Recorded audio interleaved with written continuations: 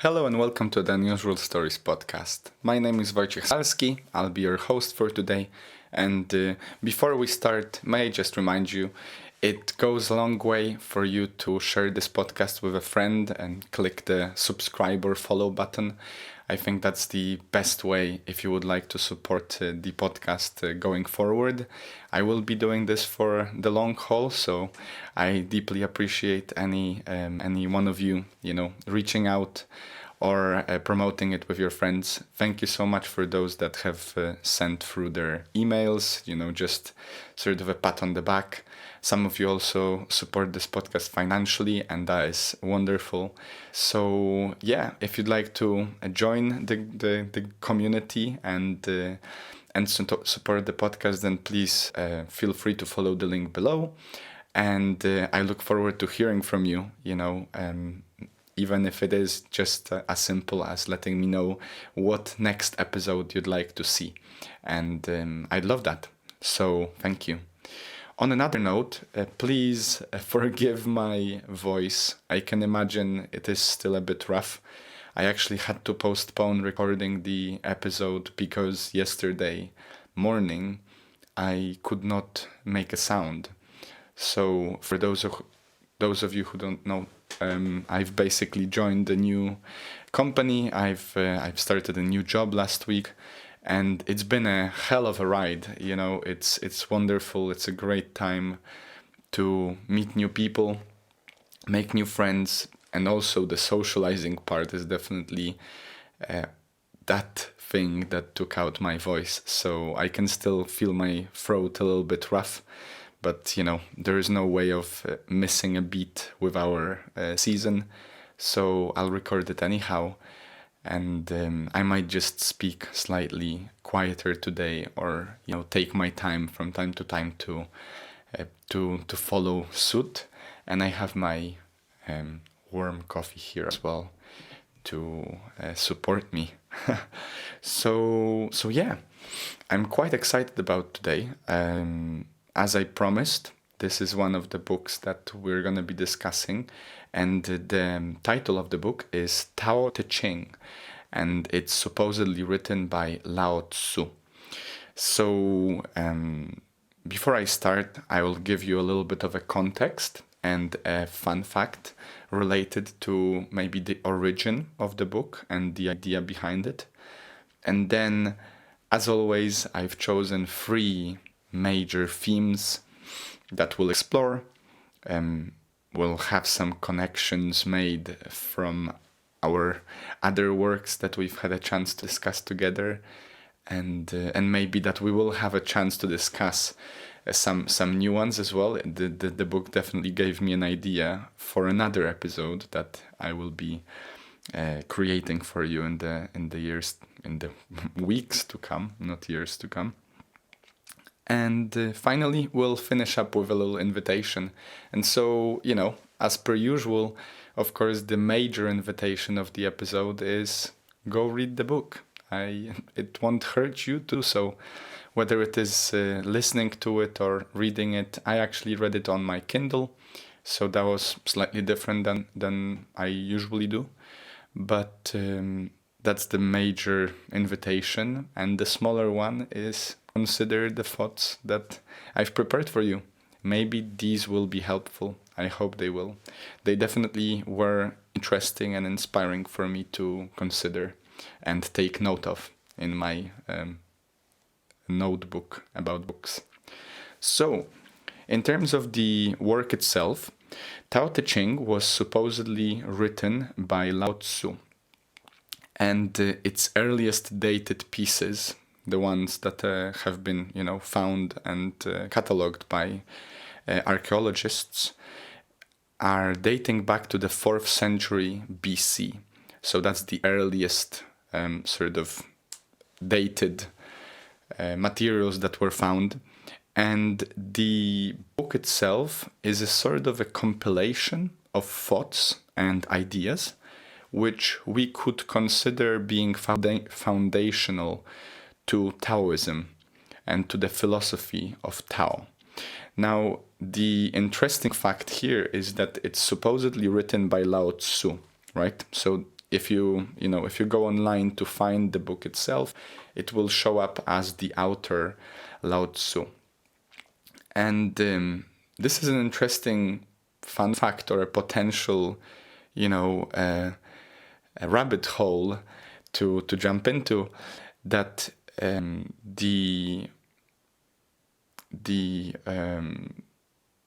theory has it that Lao Tzu actually is not one particular person, rather it's an old man or a wise man, meaning a sort of a genre of stories and parables and works that have been made at that time by many different authors. So if you think about it the other way around, it's sort of reminiscent of the Bible being written by multiple authors over multiple years, and it's more of a collection of thoughts of many different people, potentially driven by a similar or the same philosophy, and then over time being sort of named to be authored by Lao Tzu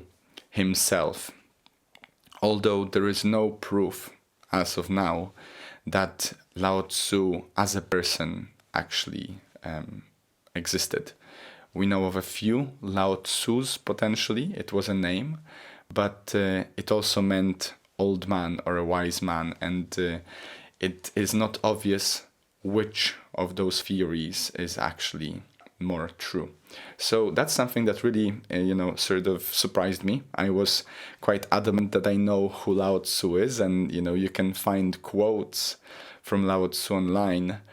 And I guess, of course, over time we learn, so we might at some point figure out it going forward. But for the time being, it seems that we can accept them or him or her to be the author, as well as we can accept a group of people over a long period of time to be sort of a community of authors to this work.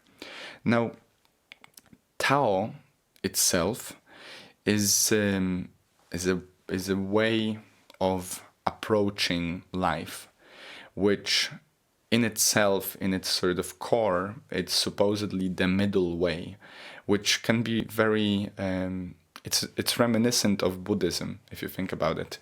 And we will draw quite a few connections over this episode to some thoughts both from Buddhism and Stoicism. And ultimately, I think I can, fairly certainly say that it seems to me that it's another reproduction of the same set of values and thoughts. So there are a few particular sort of main ideas in the philosophy of Tao, and the one that I would like to share with you straight away is this idea of Wu Wei, which is translated to without action. What this means, the way I understand it, and hopefully I'm not far off from the mark, is that there is a certain level of virtue and a value in approaching the challenges of life and the life itself with a high level of stoicism and inaction in place, which can feel a bit counterintuitive for us, especially as people of the modern era trying to make a living and pushing for different things to be done. But the idea of Wu Wei is a sort of approach that by allowing your life to unfold the way it's supposed to, and by becoming more an observer of it rather than the active participant, you're actually more likely to actively participate in it with the right way of life. So the idea was that life has its course, and all you have to do is let go and be a part of that dance, that rhythm that is happening. And before we go any further, may I just sort of make a connection here in terms of the way the book is structured. The work Tao Te Ching is structured is very similar to the way The Prince from Machiavelli was structured, as a sort of set of guidelines and rules and maybe ideas, and Sun Tzu's The Art of War. And this is actually the book that I've decided that I'll also create an episode for you. I cannot believe the episode is not there yet. I've read that book twice a while back. And now thinking about this, it is only fair to fit it into this season, since we've already discussed The Prince and now we're talking about Tao Te Ching. So in terms of the first major theme I'd like to share with you that I think is relevant to our lives. Definitely it is for mine, and I can imagine you are not that different from me, my dear listener, is the idea of freedom from desire. And straight away you might hear your inner voice saying, oh wow, that sounds like a Buddhism idea, or that sounds like a Stoicism idea. And it certainly is. So the idea here is that from Buddhism, the idea was that desire and attachment to things is the cause of suffering, are the causes for suffering, right? And the idea shared in Tao Te Ching is very similar. And now I have a quote here for you before I take it any further. It says, "A man can achieve his own happiness only by pursuing happiness of others, because it is only by forgetting about his own happiness that he can be happy." And, this sentence is just one of the many, and you can sort of feel in the quote itself how the book is written. It's very much so a set of, how would you call them, phrases, phrased in a way that is definitely not maybe the most straightforward way of putting things out there. Many definitions are actually defined by their opposites, and this is a big part of Tao Te Ching's work. The idea that to describe something, we need to describe what it is not, which is another can to be opened, and I've decided to leave that part out for you to discover for yourself, simply because I don't think I'm yet versed enough to actually put that point across well. But in terms of the freedom from desire idea here, the book talks greatly about the power of self-consciousness, self-observing, and also about the power that comes from allowing yourself not to be focused on yourself. And this is this idea that to achieve one's own happiness, we should focus on the happiness of others. It reminds me of the letting go, the theory and the book of letting go by David Hawkins that you so greatly love, and to whose work we will dedicate the latter part of our season this season actually. And then obviously it reminds me a lot of Stoicism and the idea of contentment put across by Marcus Aurelius in his meditations, or in the Buddhist text, story by Hermann Hesse, Siddhartha, which we've also discussed before. And I will put the link to 3 or 4 of those works that I've mentioned in the description below. So to be free from desire is to allow yourself to feel the contentment of what we have, and to observe how life allows us to have what we want, while we're not really clinging to this idea itself. It's a counterintuitive idea straight away, once again. And especially, yet again, for us, driven and used to maybe the paradigm of getting things done and obtaining things sort of by power or force, but mostly getting them rather than allowing them to come to us, it might feel a very strange idea, so to speak. But I resonated with it deeply. And so in the book itself, the idea of freedom, being free from desire, is then expressed by allowing the reader to figure out how to practice sort of disassociation from these desires. And a big part of this is to allow yourself to have desires in order to observe their manifestations.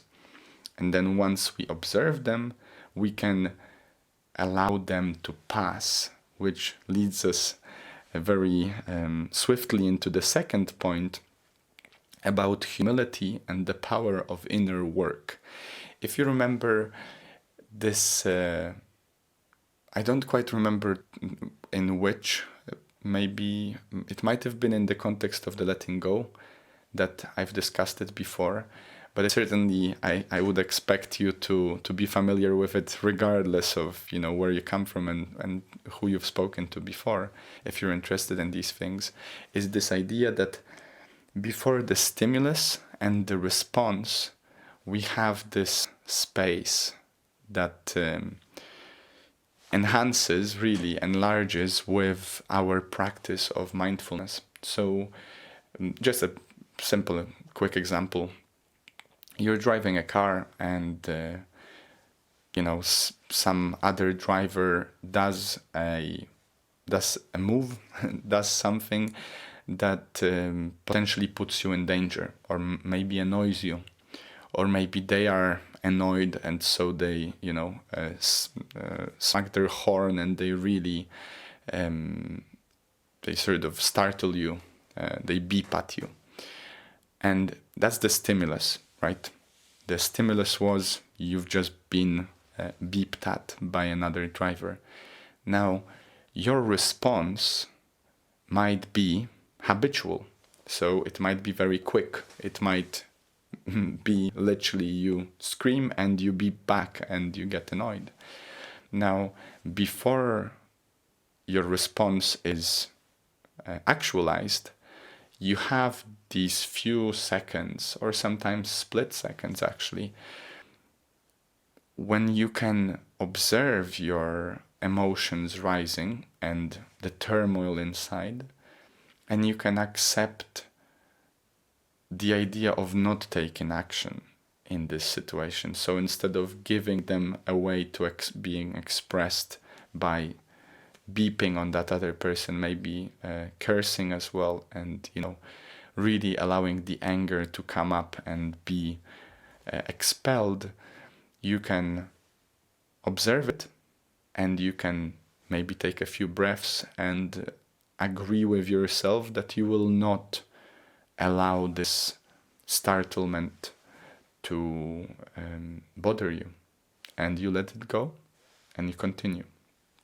Now, obviously it's easier said than done, but that's the gist of what meditation practice can allow you to do. And mindfulness overall is usually in relation to our ability to be mindful about our choices in any given moment.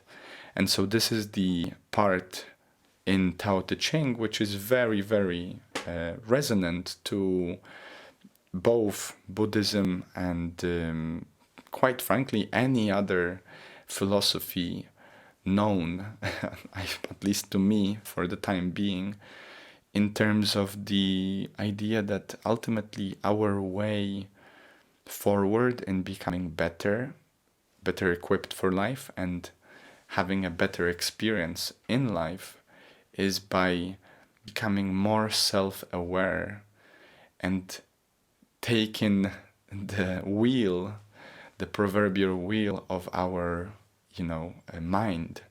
Because, just as a reminder, we are not our thoughts. My thoughts right now may be about whether this podcast is doing great, or maybe about like the sound outside of the siren, or like how my voice may sound after 3 days of really strenuous talking and quite frankly screaming because the pub was really loud. These thoughts are not me, in the sense that me, Wojtek, or me, the soul inside, the awareness inside, whatever you want to call it, is not those thoughts.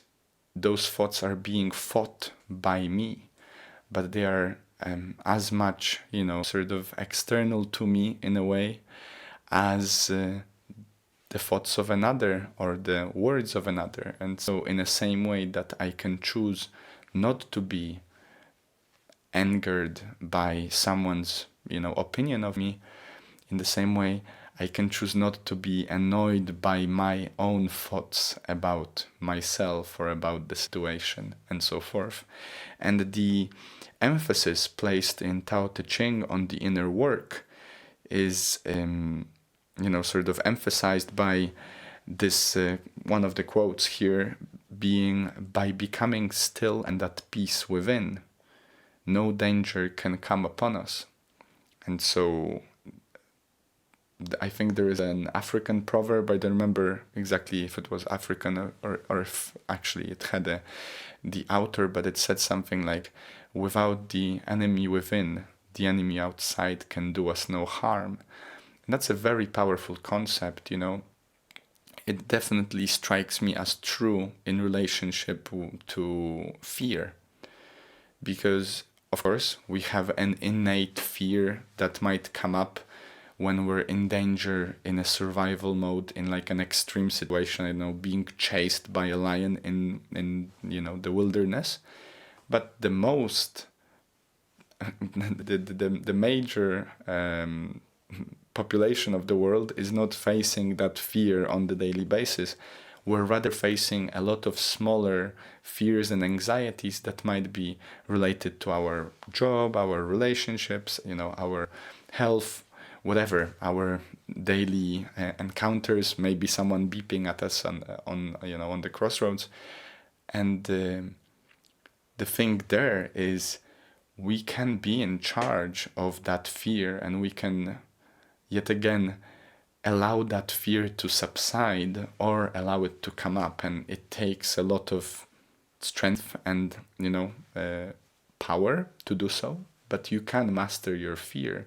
Ultimately, it is a groundbreaking discovery which was made a while back by psychologists and clinical psychiatrists, that if we overcome a fear, we don't actually become less scared, but we become more courageous despite of that fear.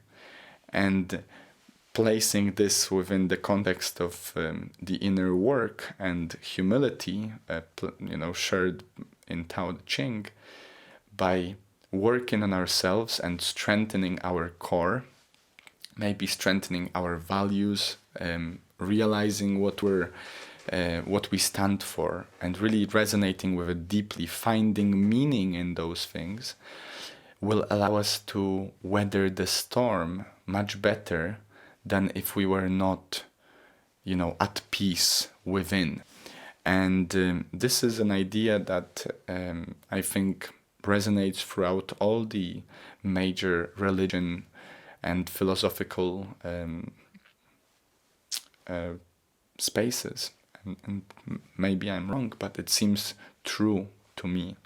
Now, another aspect of this inner work and humility is the idea of being humble and slow to judge another. And I have two quotes here. One is, one who knows does not speak. One who speaks does not know. And secondly, to know, yet to think one does not know is best. And that's interesting, right? It's also, yet again, counterintuitive. It seems, maybe it often seems to us that when we know something, we should say it, we're obviously in the right, and so forth. But Tao Te Ching underscores this quite regularly. I think 3 or 4 quotes all across the book actually spoke about this, that the knowing that you may be so certain of may not be true, and you should be slow to jump to conclusions, and you should be slow to expressing these ideas as the true ones, which is interesting to talk about in the context of a podcast where I'm actually trying to put across some thoughts that I do believe to be true, right? I'm in a way trying to share my knowledge, my understanding of whatever this book and my experience of it has been.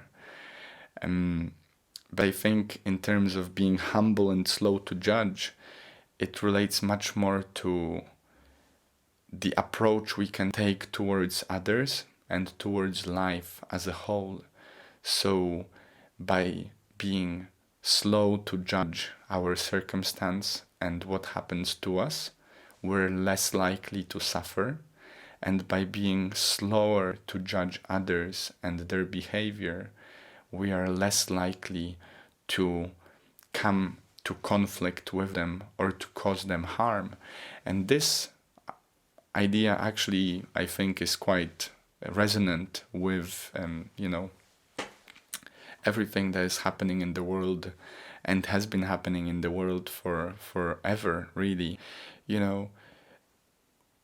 We make assumptions because that's just how our mind works. We're constantly assessing our environment. We're trying to figure out whether we're safe. We're trying to figure out whether someone can cause us harm. This is nothing, bad inherently in itself, that when you walk into the room, you will subconsciously even take note of whoever is in that room, whether they seem safe to you or not, whether they seem friendly or not. And, you'll make some assumptions and some, maybe you'll judge the book by its cover, right? It's a split-second decision that often happens without our knowing, and our gut feeling might also play a role in making us think of people one way or another, or feel a situation one way or another. The thing is, though, the moment you interact with others, or the moment you react to whatever is happening around you, you are in control of those reactions and interactions to the degree that you can choose what you do or you not do. And here, I think this humility comes into play, to remember and to remind yourself that you may be wrong, and you may be wrong about your perception of what's going on, and you may be wrong about the person and your perception of them. It's easy to judge someone quickly and to assume, for whatever, context of the situation may be, that they are this or they are that, or they've done this and that because of their whatever. But the truth is, we don't know, and life is so complex, especially when you grow old enough to, let's say 18, 19, 20 years old, to have these complexity so greatly expanded over the course of your upbringing and your youth, that these judgments are more likely to be not right than they are to be right. And so being humble and slow to judge will definitely allow us to be more friendly, more understanding, and potentially a better partner in this rhythm and dance of existence that we're leading. So yeah, this idea really resonated with me particularly, especially that I've had a chance just over the last week to get to meet like 40 plus different people at my new job. And, when you meet people, it's quite intense, right? Especially when you meet in a big group and you have to sort of fill out the room, interact, figure out what you are in that group, how you should act. And it helps me a lot to come back again and again to what I stand for, to my center, and also to assume that I don't know what I don't know. So I should not jump to conclusions. I should allow people to be as they are because they are so, and then over time, of course, I will get to know them better, and maybe then I can make a judgment call whether or not this particular person should or shouldn't be a part of my life.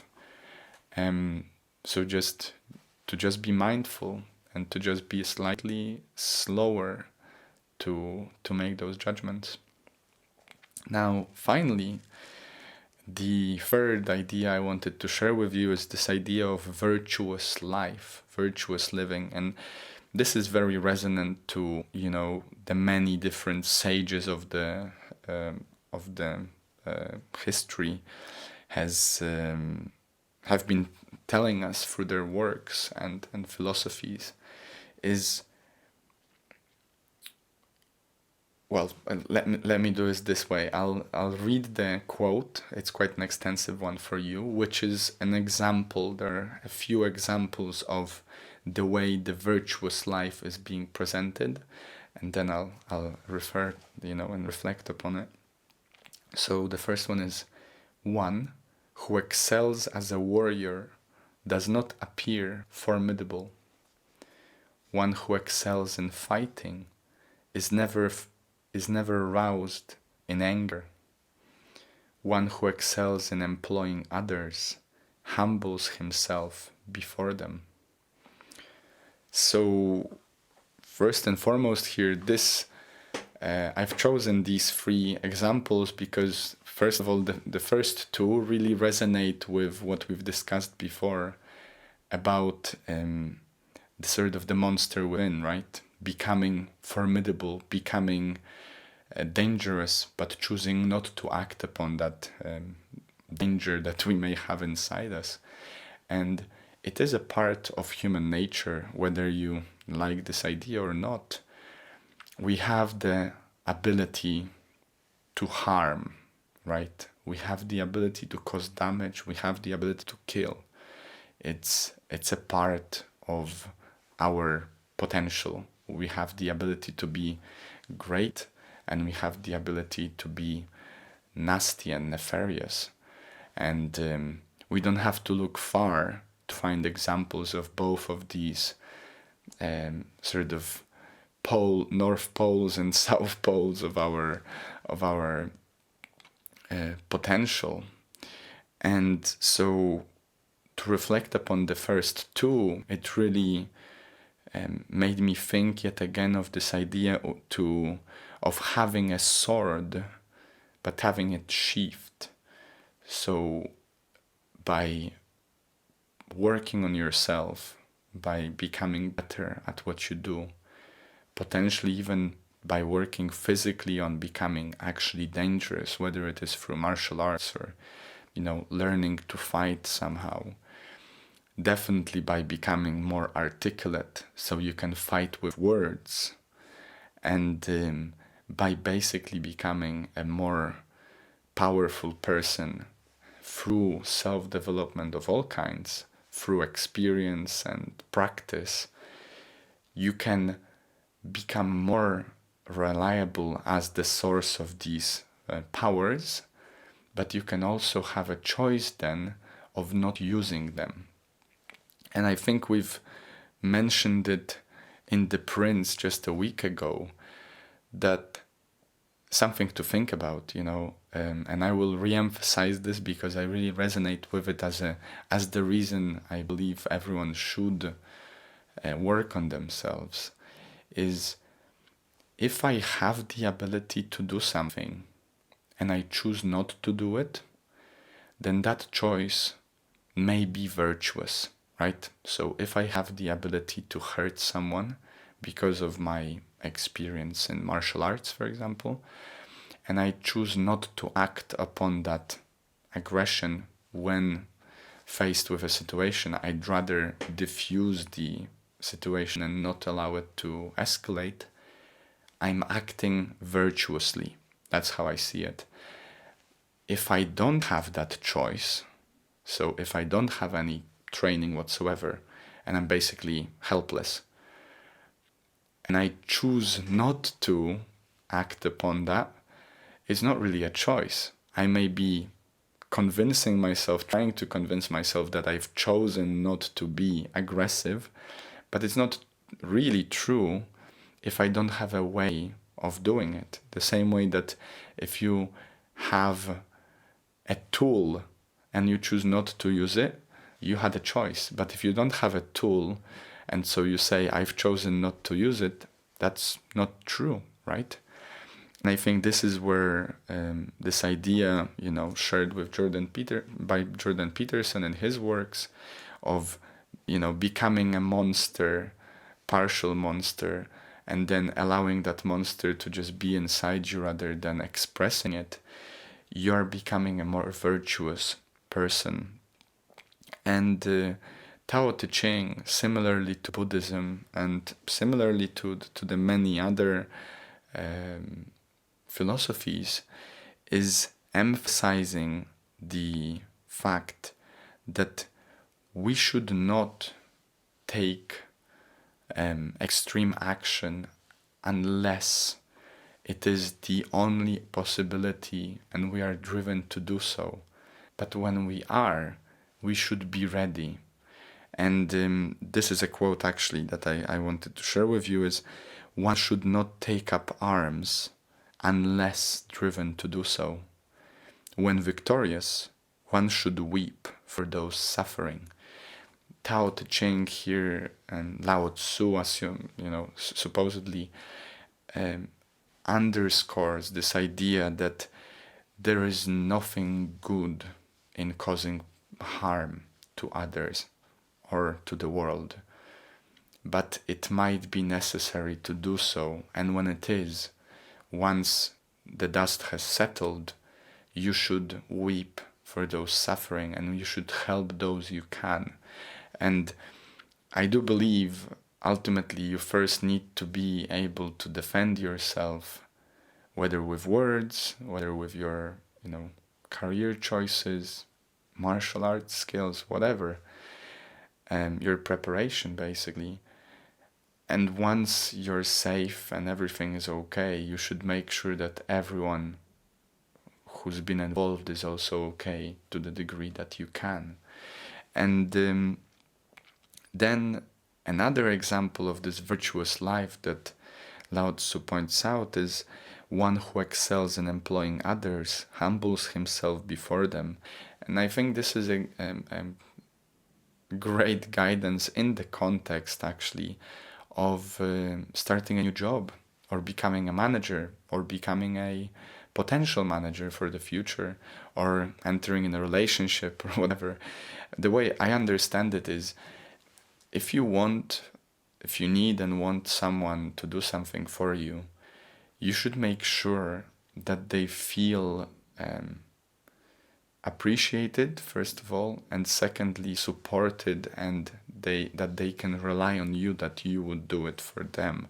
And I think this idea of humbling yourself before them, before those that help you, allows for this support to be given freely and naturally, rather than be an expression of resentment, which cannot be if for example, if you're coerced to do something, if you're pushed to do something, maybe blackmailed or whatever, or forced to do something, then that action is not done in good intention, right? And so the idea of Tao Te Ching actually points out that if something is not done in a good intention, then it is unlikely to affect a good outcome. And this is actually something that I've also not touched because of the complexity of this idea, but it seems fairly reasonable for me to assume that if the intention is a negative one, then the outcome is likely to be a negative one as well, as we've heard again and again, and as I do believe personally. It's my choice though. So, feel free to not believe that. Is as you sow, so shall you reap, right? What we give in life, we receive. It's a transactional maybe exchange.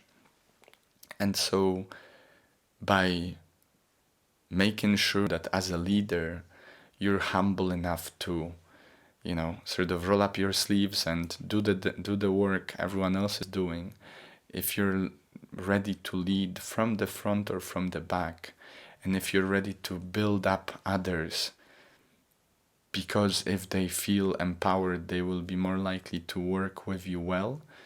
That is the virtuous approach to leading and being a part of a community, of a group.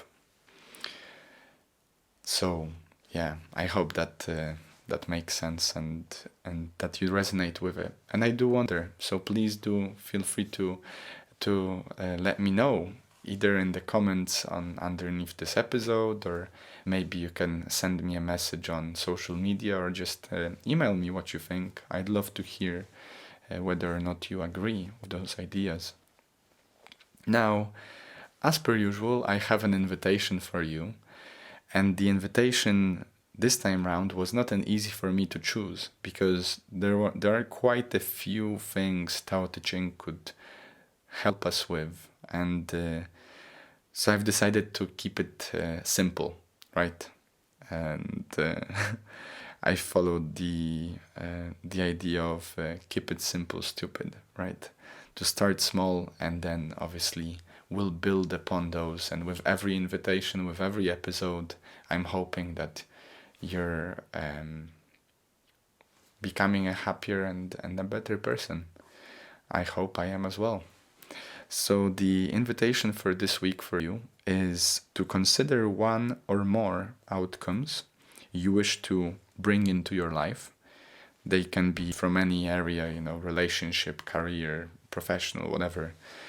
Reflect on how you're clinging to it, how you feel about it. Maybe you have this feeling of, I really need to get it, how come I've not got it just yet? Like this frustration maybe. And reflect of what may be stopping you from obtaining it, right? So maybe if you're feeling like you really need to get that promotion, try to reflect on why do you think you're not getting it right now. Maybe there is a certain level of resentment or sort of a competitive, comparative situation going on when you're looking around and seeing your friends being promoted and you're not, like this kind of, how does that make you feel? What are those emotions? Where do they come from? As Tao Te Ching, invites us, allow yourself to have those desires in order to observe their manifestations. So really observe what you're thinking about it or feeling. Maybe write it out on a piece of paper. That helps me a lot. And then instead,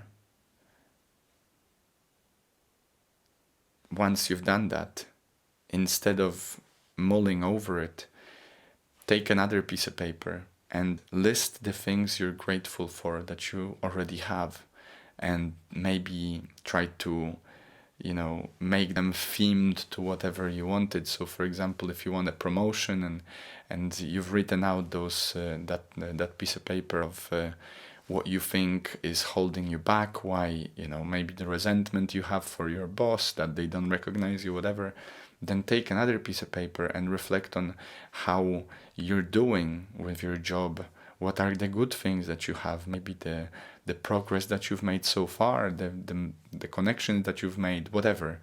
Write out the positives and meditate on those privileges. Think of how lucky, how privileged you are, how blessed you are to have those in place.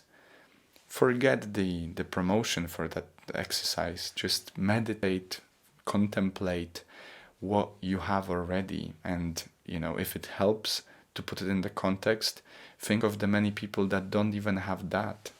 And there are many that have it much harder than you, and I'm certain of that. And I'm certain that that we're both very privileged, even just because we're able to communicate / listen to these podcasts. And finally, try to let go of this. Try to let go of the outcome. Make